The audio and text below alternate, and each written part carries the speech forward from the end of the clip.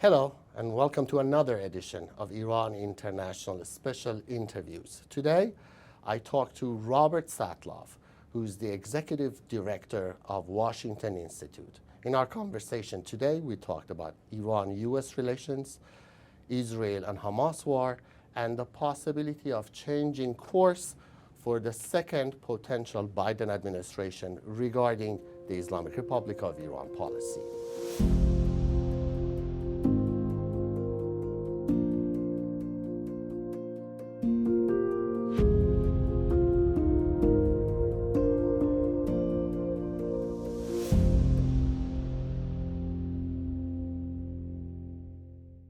So let's start with the latest. As we're recording this right now, Israel has started its operation in Rafa.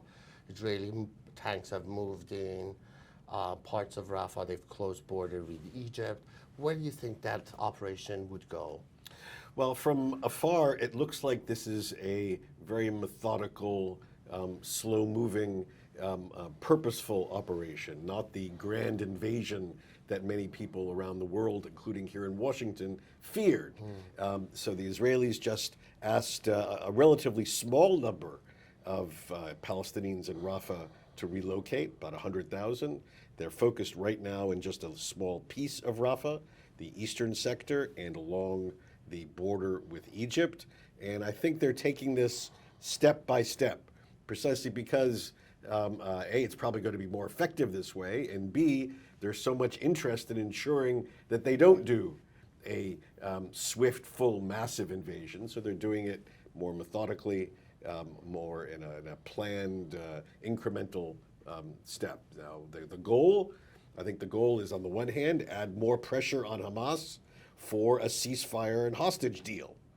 And if, however, there is no ceasefire hostage deal, it is to complete, eventually, the dismantling of the remaining Hamas battalions, which are still in Rafah. How long do you think is that going to take? Let's say if Hamas does not agree to a deal, how long would that take for Israelis to clear out Rafah from Hamas militants? And wouldn't that jeopardize President Biden's re-election? Again, wiping Hamas out is, a grand phrase. What that means in practice, I think, are three things. One, it is dismantling Hamas's organized military capacity, the army of Hamas. Two, it is denying Hamas the ability to prevent anyone else from exercising governance in Gaza. And three, they haven't even begun to do yet, and I think it's essential. Three is to offer an alternative to local Palestinians for what Gaza could look like in some other governance regime, whether it's by other Palestinians, Arab states, a mix, the Palestinian Authority, whatever. The Israelis haven't begun to go there. And offering a better idea to what Hamas offers is an important part of the equation. So the first two, they've made a lot of progress. The third, they have a way to go. But I think, destroying Hamas, that's a phrase. What it means in practice are these three elements. So let's talk about some of these protests that are happening in U.S. campuses right now. In New York, the mayor, Eric Adams, says many of the protesters who were in Columbia were not students. There are other officials in different cities who've also pointed out that some of these people are not students. Some of them are 45, 50 years old. Where do you think these protests are going? So, look, it's clear that Gaza and the conflict has touched a nerve among many young people. That is, I think we should all recognize that. And there are tens of thousands of young people who feel motivated to protest at what they see as the unfairness or the extreme brutality, and that's all legitimate. What we're also seeing is on many campuses, as you pointed out, a certain percentage of professional organizers who appear to be coming to these campuses to foment especially virulent protests, which go way beyond the historic, call for a ceasefire or, call for calm and peace. We've gone way beyond that on many campuses. I mean, many campuses have begun to shout the most perverse hatred of Jews, way beyond criticism of the government of Israel. But Jews go back to Poland. Hitler's children. May wish Hitler had finished the job. These sorts of horrible things. And you're right to point out there's a certain percentage. It seems to be between 25 and 30% on various campuses where there are not students, faculty, or employees of the university, but they're coming from outside. Exactly where, we're still trying to get a hold of this. Some may have very extreme radical connections. They're definitely using it in Iran on state TV. You see that every day. They show the pictures of Columbia University and the UCLA and Chicago University, and they're saying America is waking up. Look, so it is absolutely true. This is out of the old Soviet playbook. I mean, the Soviets used to do all this. They would take film of, if you go to a certain neighborhood in Los Angeles and Chicago and you see homeless people, they would say, America is overrun. There's 100 million homeless people in America. Why would you ever want to live in America? Well, you don't have lines of people and countries around the world queuing up to get new residency visas in the Soviet Union in the old days, and you don't get people lining up to move to Tehran today because it's nirvana on earth. I don't think anybody believes any of that craziness. Do you think right now the Biden administration has lost both the Arab Muslim population and also the Israelis and pro-Israelis in the United States? Do you think they've lost both? No, I don't. I think that's a misreading of our domestic politics. If you look over the span of the 7 months since October 7th, and you look at it in historical terms, President Biden has clearly shown himself to be, by any stretch of the imagination, the most sympathetic president to Israel's security in American history. You could go from Harry Truman, who recognized Israel but imposed an arms embargo on Israel from the moment of Israel's birth, all the way through every American president. If you remember, Ronald Reagan soured on Israel's war in Lebanon after just 8 weeks. George W. Bush, great friend of Israel, soured on Israel's war in Lebanon in 2006 after just 6 weeks. And the story is similar for other American presidents, whether it's Barack Obama or whoever, that Joe Biden is still supporting strongly Israel 7 months into a war when he's the only world leader really with Israel's back is quite impressive. Now, there are some aspects of his policy that I may disagree with and that I critique, but I think the broad picture is one of remarkable support. As for Arab Americans, it is true that there is an element of Arab Americans who are very critical of the administration's position, but I would still not read too much into that. I think the far more worrisome aspect for President Biden's reelection is not Jewish Americans or Arab Americans. I think the most worrisome aspect are younger Americans. Younger Americans had a huge swing in their attitudes over the last 6 months, not completely, but certainly far more than any other demographic. Now that tells you a couple of things. One, it tells you that they can shift away very quickly, which also means that if you give them the opportunity, they can shift back again very quickly. Which brings me back to my original point. President Biden should want this war concluded fast so that young people in our country can focus on something else, whether it's the fact of Republicans and abortion, whether it's student loans, whatever the topic is.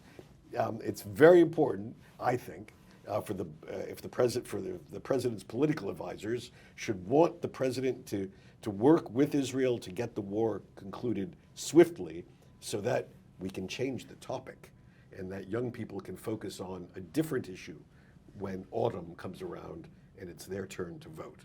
So this is what the Biden administration wants, as you mentioned, quiet and calm in the region. Do you think the Islamic Republic is going to let that happen? Well, see, this is a very good question. I mean, we just saw something which is, remarkable, something which hasn't happened for 40 years, and we should really devote considerable analysis to understand it. And I'm referring, of course, to the decision by the leadership of Iran to launch the first ever state-on-state open attack on Israel. I mean, the Israelis and the Iranians have been having a shadow contest, a gray war for years, and there were certain, it's not easy to use these terms, but there were certain rules, as they were, that governed this gray war. What they didn't do was launch massive attacks against each other's territory. And Iran, in response to, an Israeli taking out of an IRGC set of officials in Damascus, not dramatically different than the other types of back and forth actions that have been going on for a long time, the Iranians decided to escalate dramatically. Why? Why now? Why choose to launch 300 projectiles? Why expose yourself? Why show how bad your technology is? Why show how vulnerable you are? Why show how you weren't able, as we say in America, to hit the broadside of a barn? How so many of them actually missed not their targets, but the country that they were even attacking, landing in Jordan or Lebanon or elsewhere. And then essentially legitimizing a certain Israeli retaliation, giving the Israelis a free card, as it were, to launch some measure of retaliation. And the Israelis opted for retaliation with a message rather than a retaliation designed to do damage, namely a relatively small-scale retaliation, but which showed the Iranians we can go anywhere, do anything, hit any target, and you cannot stop us, which was a powerful message that the Israelis sent back to the Iranians. Will there be quiet over the next 6 months? That I do not know. I'm not sure it's in Iran's interest for there to be quiet. And so I think we've already seen some of Iranian militias also have an uptick in activity in the last couple of weeks coming out of Syria and Iraq. So I fear that we will have a higher level of tension as we move toward our November election. But now it is, and some experts, including Peter Seihan, believe that the next step in this war would be tanker wars. The Indian Ocean is open, the Arabian Sea is open, the Iranian drones. They have also, you remember, they hit this Indian tanker 200 miles off the coast of India. Do you think we're moving towards tanker wars, and do you think oil is going to be affected? The markets would be affected very soon. One can't rule it out. It would be one of the most self-wounding decisions by Iran to open up the world of tanker wars. I mean, tankers are Iran's economic lifeline. Well, they say that. They say martyrdom is their biggest advantage. They say this materialistic world, everyone should leave it behind and go to the afterworld. Look, So, historically, the Iranians are very happy to have their allies become martyrs, but they prefer to leave martyrdom to others. I mean, it's a good line about give me death, but I don't see them lining up to become martyrs on the front lines too often. So it would be an unusual act for the Iranians to say, please start hitting my tankers. Don't worry, the economy in heaven is a hell of a lot better than economy on earth. But isn't that what the Biden administration, I don't mean to cut you off, Yes. but since we're Sure, short on please. time, isn't that what the next step is going to be for the Biden administration with the new bill that was just passed in U.S. Congress to go after the Chinese companies who buy Iranian oil, to go after companies' secondary sanctions? So basically, this is, Iran would not be able to sell more oil anyways. So look, we'll see the way in which the new legislation, the SHIP Act, we'll see the way in which it actually gets implemented. I think the Biden administration is looking, I think the word of the day, it's the favorite word of this administration, is de-escalation. I think their preference would be to use the threat of implementing these sorts of sanctions to convince the Iranians to de-escalate, to lower the level of aggressive acts, to lower the level of threat. I think they would prefer to get through, at least through November, with as quiet a time in the Red Sea, the Gulf, the Indian Ocean, as much as possible. Will the Iranians accommodate them? I don't know. But I think that would be the preference of the administration. And lastly, this is something that a lot of Iranians are asking me. And that is the Biden administration's characteristics of how much the Islamic Republic is involved in war between Israel and Hamas. From day one, the Biden administration was reminding everyone that, oh, the Iranian authorities didn't know about the October 7th attack, which is a little unusual. Seems like they are defending the Islamic Republic. We know some of those terrorists who committed crimes on October 7th were trained in Iran, at least in paragliding, and some of the others. So Iran, the Islamic Republic, is providing a lot of weaponry and funding.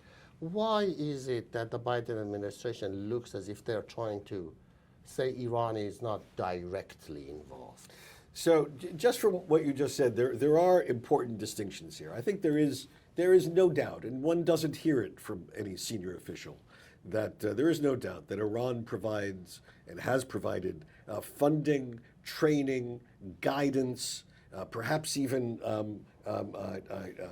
connections between Hamas and some of the other elements of the axis of resistance, whether it's Hezbollah. Certainly, Palestinian Islamic Jihad is a fully funded Iranian subsidiary in Gaza. Hamas went both ways over the years. Right. Sometimes critical, sometimes partnering, but they certainly have a deep relationship in the last number of years. So that part, I think there's no dispute. The question, was Iran in on on Sinwar's decision to launch on a particular day and in a particular way? It's not even clear that the Hamas officials in Qatar, Mashal and et cetera, that they knew what was going on in Sinwar's mind on October 7th. But why should the administration clarify So that? I think if I understand the administration, their view is no doubt Iran is a supporter, funder, trainer, et cetera. I think they clarified their statements the way you suggested because their interest was to lower the potential for a truly regional conflagration after October 7th. That the Israel-Hamas war was bad enough, was tough enough, was a big enough challenge for Israel. That's certainly proved to be the case. We're still 7 months in and the Israelis are still doing what they need to do. So that it was in no one's interest, certainly not on our side, as it were, in no one's interest to expand the conflict. And these sorts of comments, if they had been made, stood the potential for expanding the conflict. It doesn't mean that we don't hold them responsible in large measure. It doesn't mean that they aren't complicit, that they aren't a terrible aggregator for what Hamas But did. what are the consequences then? If we hold them responsible, Then what are the consequences for the Islamic Look, Republic? look, when the time comes, right now the Israelis need to take care of Hamas.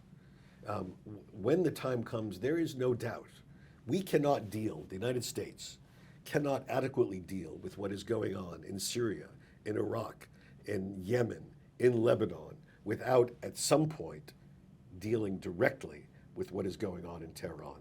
Tehran is the capital of this alliance of terror, and the steps that we have taken only against the proxies and the militias and the allies of Iran will never be adequate unless at some point we make Iran itself pay a significant price for what it is doing around the region. I hope that all this comes. I expect it will come, if it does come, only after our November election. If it's a second Biden term, second terms are precisely when these sorts of... That was my question. Paint me a picture of a second Biden second administration. Biden term. What's going to happen to Iran? What are they going to do regarding Iran? Look, a second term, it could go in one of two ways. One way, we could have the revisit of the spirit of the JCPOA, which was the second Obama administration, right? Or we could have a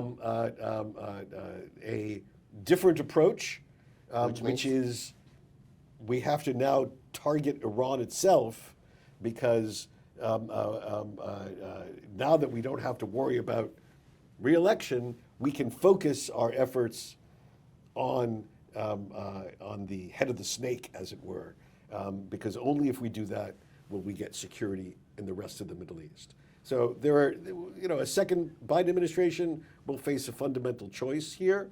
Actually, one can argue that much more military pressure actually opens up all sorts of diplomatic options. So I'm sure there will be some who will say, if you actually begin to impose costs on Iran, maybe the opportunity to reach a new understanding on certain issues becomes possible. I think that's a reasonable approach as well. I don't think you're going to hear, just to come back to it, I don't think you're going to hear, let's just try again JCPOA and get around a bargaining table. I don't think you're going to hear much of that. You will hear a debate between military pressure produces diplomatic options, which is not unreasonable, and military pressure is needed to shut down what Iran is doing around the region. So I think in either case, there's a heightened possibility in a second Biden administration that there will be more considerable military pressure on Iran. Well, I think it's a good point to leave this interview now on the high note. Thank you so much for your time. I really appreciate this. It's a pleasure talking with you.